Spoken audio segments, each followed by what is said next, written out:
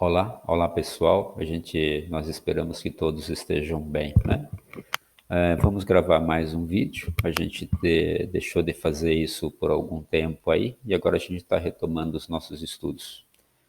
Vamos iniciar logo pedindo pela ajuda dos bons espíritos, a fim de que o nosso estudo possa ser tranquilo, sereno, agradável e que possamos contar com a ajuda desses bons espíritos a fim de que esse nosso estudo transcorra com tranquilidade, com clareza, com muita simplicidade e que possa ser útil para todos nós. Graças a Deus. Bem, pessoal, o assunto que nós vamos falar hoje é um assunto bastante interessante, né? Antes de começar, nós esperamos que todos estejam bem, que estejam fortes e perseverantes aí, confiantes em Deus, na superação dessa dificuldade, desse grande desafio que a nossa sociedade está passando. Nós vamos falar hoje a respeito da obsessão e, por consequência, da forma que a doutrina espírita realiza, né? A forma que a doutrina espírita procede à cura, o tratamento desses procedimentos, dessa ação desses espíritos. Vamos começar relembrando qual que é a definição da obsessão, na sequência, a forma, da maneira através da qual os espíritos agem sobre as pessoas encarnadas, e vamos falar também a forma, a maneira que se realiza o tratamento dentro dessa proposta da doutrina dos espíritos, tá? O vídeo é bastante longo, então a gente vai tentar fazê-lo em duas partes. Vamos tentar fazer essa primeira parte hoje e posteriormente nós faremos a segunda parte. Vamos começar logo, porque senão não vai ter tempo nem para fazer a primeira parte, tá?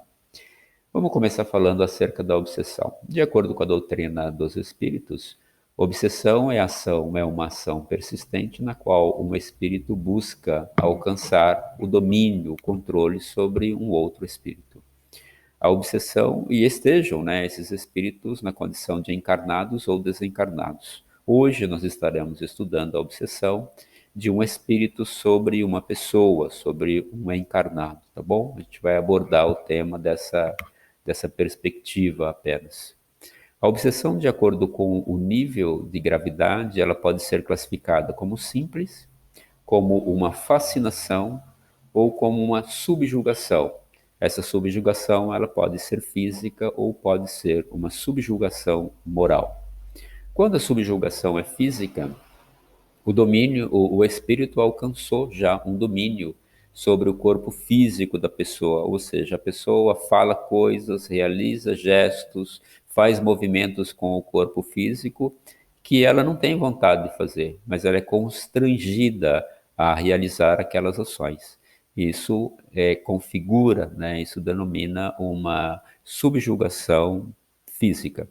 A subjugação moral é quando o espírito alcançou já, através dessa persistência, um domínio, uma prevalência sobre a vontade, sobre o querer da pessoa que está sendo atacada, que está sendo perseguida.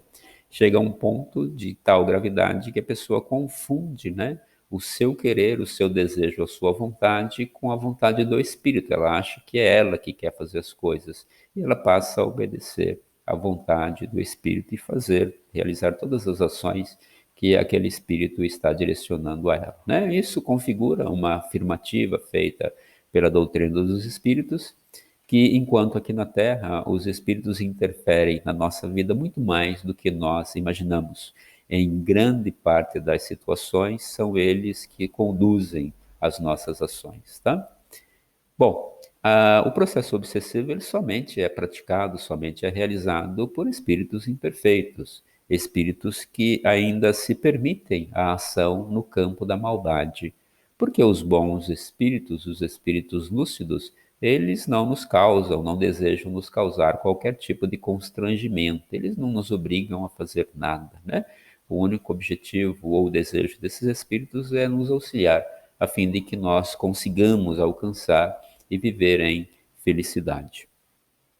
A doutrina dos espíritos, ela é contrária ao pensamento da existência de seres de natureza perversa voltados eternamente à prática do mal, ou seja, a doutrina dos espíritos ela é contrária à existência de demônios.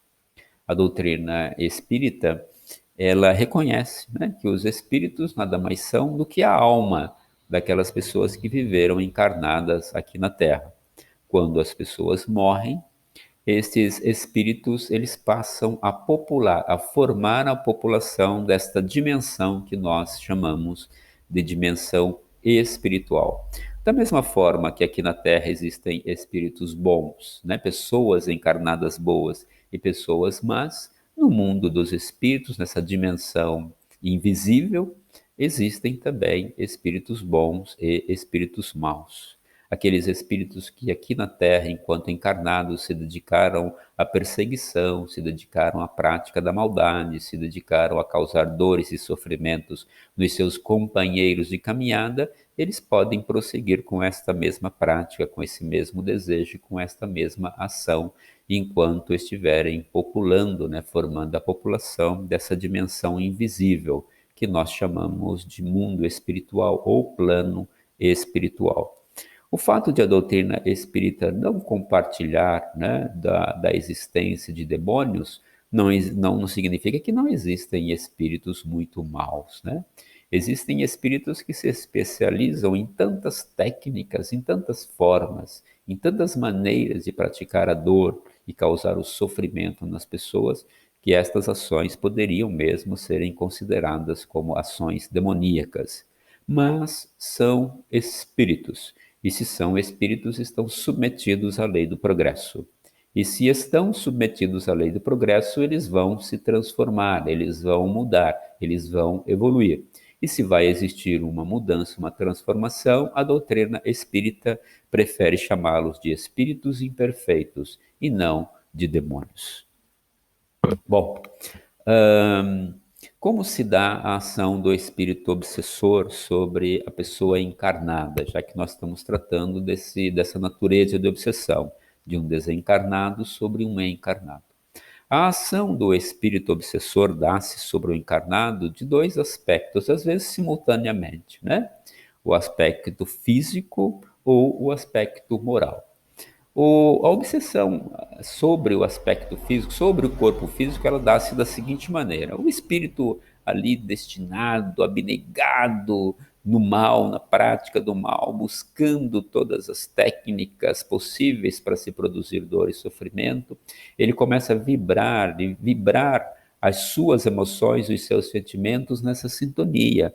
E ele começa a criar uma energia muito densa, o perispírito que é o corpo espiritual, é o corpo semimaterial que envolve o espírito, ele começa a refletir esse campo energético, começa a refletir as emoções desequilibradas, os pensamentos de maldade, o desejo do espírito de causar dor e sofrimento, e isso vai formando que como se fosse uma névoa de uma energia que causa muito mal ao contato com as pessoas.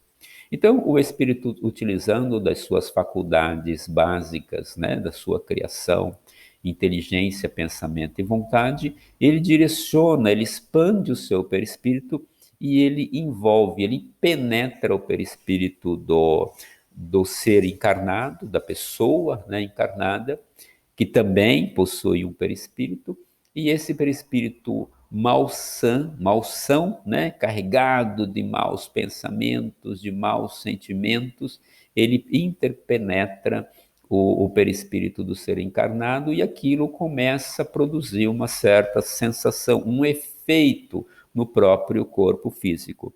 Dependendo, evidentemente, do nível de exposição, né, do tempo de exposição, dependendo, evidentemente, da necessidade do ser encarnado de passar por tal experiência em decorrência das atitudes que ele mesmo causou nas suas experiências anteriores, e dependendo também da permissão de Deus, essa influência pode chegar a desequilibrar as células do organismo físico e começar a apresentar sintomas como se fosse uma doença do organismo, como se fosse uma doença propriamente dita, né?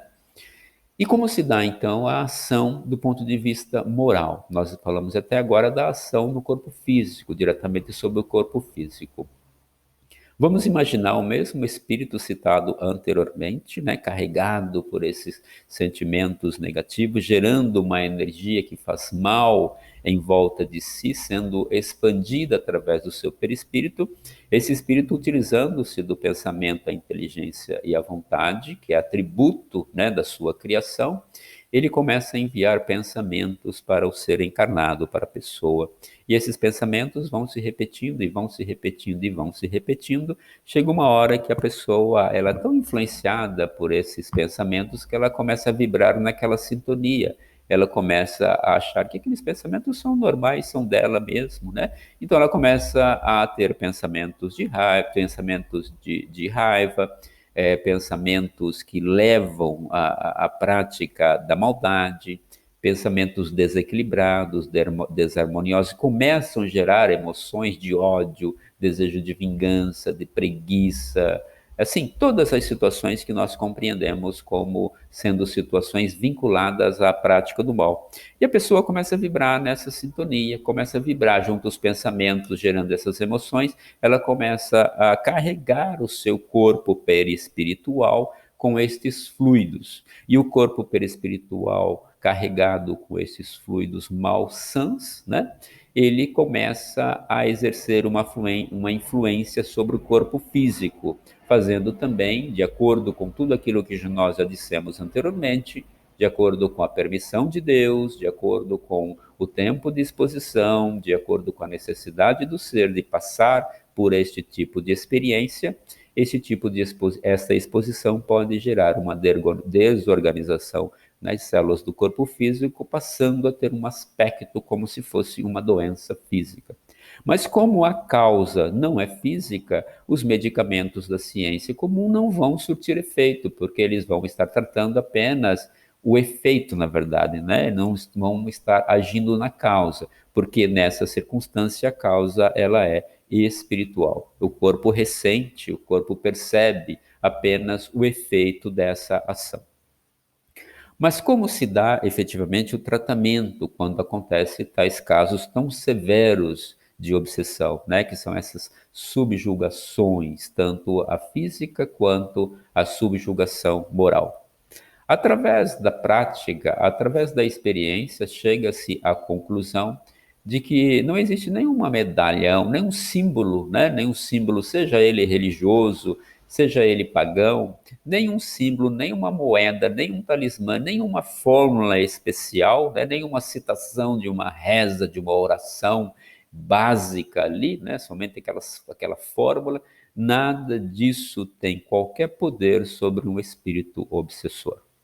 Mas também a experiência, mas também a prática já demonstrou para nós que o espírito, às vezes, mergulhado na prática do mal, dedicado-se ali em causar dor e sofrimento para as pessoas, ele cede a uma pressão moral. E ele cedendo a essa pressão moral, ele busca um caminho que agora, com uma transformação, uma mudança, ele passa a compreender como sendo o caminho que ele busca e que ele deseja, a fim de que conquiste a felicidade. Esse caminho, evidentemente, é seguir as orientações do Cristo em relação ao amor a Deus, ao amor ao próximo, em todas as suas expressões. Só para nós ilustrarmos um pouco acerca do que representa verdadeiramente essa pressão moral, né, que é exercida tanto sobre o espírito obsessor quanto sobre a pessoa obsidiada, a gente vai contar um caso que está relatado na Revista Espírita de 1864, no mês de junho. Trata-se do caso da jovem, deixa eu ler direitinho para vocês aqui na revista, pessoal. Cura da jovem obsedada de Marmande. Marmande é um município, uma cidade de uma das regiões da França, né? Nesse município, nessa cidade, existia uma jovem de aspecto muito frágil, né? Uma jovem de cerca de 16 a 17 anos, magra, com aspecto até bonito, né? Uma jovem bela, mas que todos os dias, num determinado horário, ela era tomada por convulsões. Ela começava a arfar, fazer aquelas respirações muito barulhentas, O corpo dela fazia gestos que são incomuns para nós aqui, os seres humanos, para vocês terem ideia. Às vezes ela virava a cabeça para trás até tocar o chão com a própria cabeça, né, em estado de convulsão. A cama se movimentava sozinha, sem ninguém botar a mão. Enfim, era uma visão bastante agressiva para as pessoas observarem.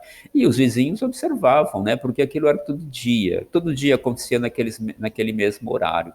Então, a família, na busca de auxiliar a jovem, diminuir o sofrimento, foi buscar ajuda da medicina, né? Os psiquiatras, psicólogos, tudo que se conhecia naquela época não foi capaz de, pelo menos, apontar a causa ou dar um alívio para aquela família.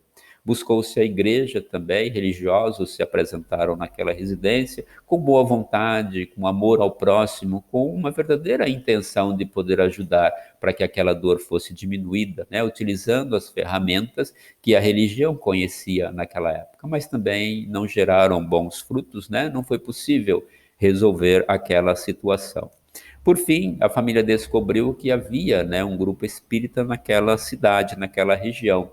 E esse grupo espírita foi convidado tanto pela família quanto por vizinhos, para poderem tomar ciência, saber do que estava acontecendo com aquela jovem.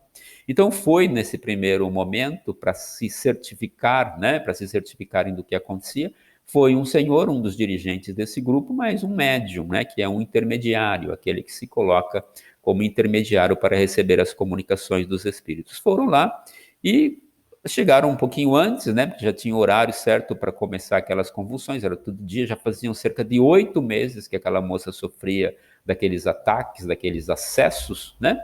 E esse espírito ficou, aí a moça conversando com eles na casa do vizinho, que eles foram na casa do vizinho, a moça conversando junto com a sua mãe ali na casa do vizinho, normalmente como uma criança comum, uma jovem, né, uma adolescente comum.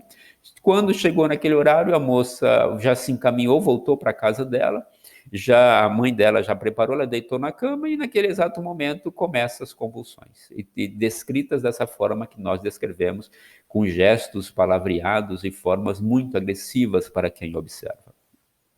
Então, esse senhor, né, observou tudo aquilo, voltou para a casa do vizinho, imediatamente ele evocou a presença do anjo guardião, o espírito protetor daquele médium que estava junto com ele, para indagar acerca do que representava, o que significava aquilo que estava acontecendo, né? Então, esse espírito orientou que tratava-se de um processo de obsessão, onde um espírito mau, dedicado ao mal, buscando causar dor e sofrimento, atacava aquela jovem, produzindo todos esses efeitos, e que era muito severo esse processo, mas que era possível alcançar a cura com muita dedicação, com muita paciência, com muita fé em Deus, né? E que não seria de uma cura muito rápida, que não seria uma cura instantânea, que não se trataria de um milagre, né? Então e que esse espírito poderia ser evocado, né? Seria chamado para conversar através de um médium, para receber orientações e receber uma certa, vamos chamar de doutrinação, né? Que é receber informações baseadas em uma doutrina que tem por fundamento a prática do bem, o amor ao semelhante e a realização de todas as situações e de todas as ações da vida, tendo por base a honestidade e o amor. Então, esse espírito foi evocado, ele começou a ser evocado, né? E eles decidiram evocá-lo na primeira vez, né? No dia seguinte, eles já voltaram naquela casa, né, do vizinho e fizeram a evocação. Naquele momento, já com mais pessoas ali participando do grupo, mais estudiosos da doutrina dos espíritos. Eles evocaram e no momento da evocação, tinha um médico, né, que era conhecido ali do diretor, dirigente do grupo, que ele ficou observando a menina.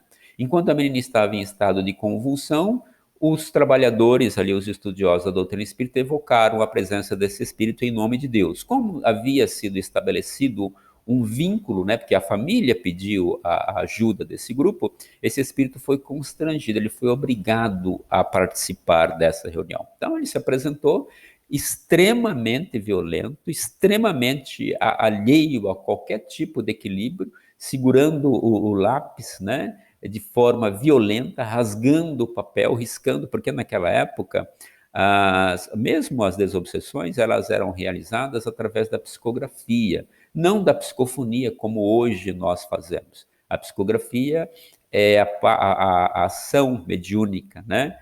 Que se expressa através da escrita, e a psicofonia se expressa através da fala. Então, naquela época, se faziam mesmo as desobsessões através da escrita.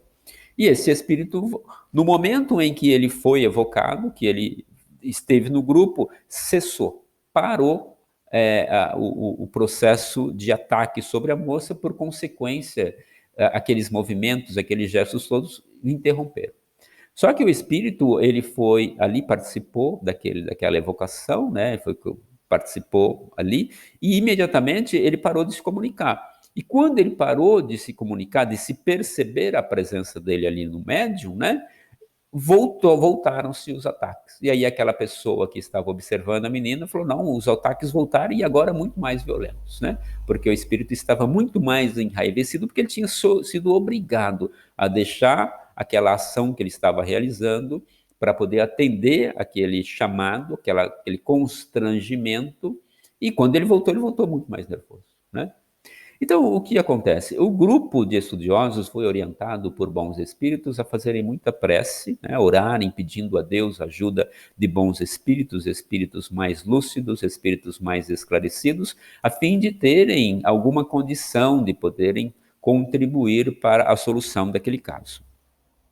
Então, algumas vezes os espíritos dando comunicação, informaram tratar-se de um caso muito severo, esse caso requeria que o espírito obsessor pudesse receber muita orientação, e que essa orientação deveria ser passado com muito cuidado, com muita tranquilidade, inicialmente sem mesmo abordar a ação que ele estava fazendo, sem nem falar do caso da menina, porque cada vez que o dialogador, né, do grupo falava sobre o caso da menina, o espírito entrava em desequilíbrio e não conseguia falar mais nada.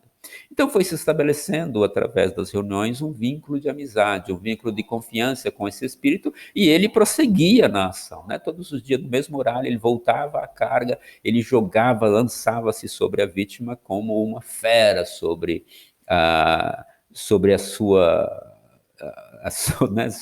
Como um animal sobre a sua vítima, sobre a sua caça, como assim nós pudéssemos dizer, com toda a violência possível. E com o passar do tempo, esses espíritos, né, esses espíritos desencarnados, e também esses encarnados trabalhadores de Jesus, dotados de boa vontade, de perseverança, de paciência, de conhecimento doutrinário, de conhecimento evangélico, de desejo ardente em poder estender uma mão que pudesse aliviar o sofrimento da moça e, por consequência, da família, prosseguiram-se os atendimentos. E aí apresentou-se, em certa circunstância, um espírito denominado Caritas, um espírito muito evoluído, né, e que é profundamente conhecedor desses processos de obsessão mais severos, e que orientou o grupo da forma correta de agir. Esse espírito comunicou que, a partir daquele momento, ele estaria presente em todos os momentos da convulsão daquela moça, né? E que participaria ativamente da busca pela solução daquele caso, daquele problema, daquele processo obsessivo. A partir de um determinado momento, o espírito obsessor começou a perceber, naquele momento do ataque, ele percebia a presença de um espírito de luz, ele chamava de anjo, né? Ele começou a perceber a presença daquele anjo. E aquele anjo gerava uma influência sobre ele. Transmitia o olhar de compaixão daquele espírito de luz que o obsessor denominava de anjo, gerava no espírito obsessor um sentimento diferente daqueles que ele experimentara anteriormente. Um sentimento de possibilidade de mudança, de possibilidade de que a vida fosse diferente, de possibilidade de o alcance de uma felicidade mais duradoura, uma felicidade mais permanente. E ele foi recebendo essa influência. E, ao mesmo tempo, a moça também, naquele estado de êxtase, naquele estado de convulsão, o espírito da moça também recebia orientações, e o espírito da moça passou a se esforçar para repelir, né, para fazer sair da influência daquele processo de obsessão. Então, assim, Passaram-se vários dias, várias semanas. Esse grupo se reunia todos os dias, dotados de boa vontade, de determinação em trabalhar para o bem. E com o tempo, né, com o tempo, esse espírito foi amainando, foi amenizando as suas agressões, foi amenizando as suas práticas do mal e começou a conversar mais abertamente com os dialogadores desse grupo. Começou a aceitar as orientações, começou a prestar atenção naquilo que era dito, né? E começou a mudar um pouco o seu comportamento, até mesmo por conta da ação generosa, amorosa, fraterna, exercida por aquele espírito de luz que fazia parte, né, do grupo, que ajudava o grupo de estudiosos e que estava sempre presente ao pé da cama onde a moça estava sendo atacada. Esse espírito começou a receber essa influência, começou a mudar a forma de falar, começou a controlar mais os seus gestos, ele começou a aceitar, né, que fossem feitas preces em nome dele, apesar de até um determinado momento ele mesmo não conseguia fazer preces, porque o desejo dele ainda era vinculado à prática do mal. Chegou um ponto que ele começou a fazer preces, que ele começou a pedir a ajuda de Deus, que ele reconheceu o mal que ele estava fazendo, até chegar um dia que ele deu uma comunicação cheia de emoção, né, falando da grande influência que aquele que ele denominava como anjo havia exercido sobre os seus próprios sentimentos, demonstrando a ele que a primeira vítima da vingança é quem escolhe se vingar, né? Que a única forma de se alcançar a felicidade é através da prática do bem, que a única forma de ser feliz é através do exercício do amor ao semelhante, que se expressa através da prática da caridade. Então ele foi se transformando moralmente, ele foi recebendo essa influência moralizadora acerca da pressão moral exercida por esses bons espíritos. E chegou ao ponto que ele interrompeu o processo de, né, na última comunicação, a penúltima comunicação, ele falou assim: a partir de amanhã, essa criança não vai mais sofrer pelas minhas mãos. E eu peço muito a Deus que me fortaleça nesse novo caminho. E eu peço a vocês que me permitam participar de todas as reuniões de vocês, a fim de que eu possa seguir os meus estudos, compreender melhor a vida, compreender melhor a maneira de construir uma felicidade verdadeira, que tem por base a prática do auxílio e do amor ao semelhante. Então, esse espírito transformou-se e o processo obsessivo se finalizou, né? É dentro dessa conotação. É evidente, pessoal, que eu suprimi alguns detalhes dessa narrativa, né? Por conta até mesmo do tempo, que passa muito rápido e a gente já está no final desse vídeo, tá? Mas essa é a forma que a doutrina espírita trata desses processos obsessivos, cujo objetivo é libertar tanto o perseguido quanto o perseguidor, porque o mal ele reflete, né? Ele reflete em quem realiza o mal, porque aquele que faz o mal está plantando uma semente ruim e ele vai ter que colher no futuro o fruto que essa semente ruim vai dar. E aquele que está recebendo o mal está sofrendo, né? Então, o objetivo da doutrina espírita é amparar, é consolar, é ajudar, é diminuir a dor e o sofrimento das duas partes. Esse é o grande objetivo. E a gente continua essa narrativa no próximo vídeo. Muito obrigado e graças a Deus.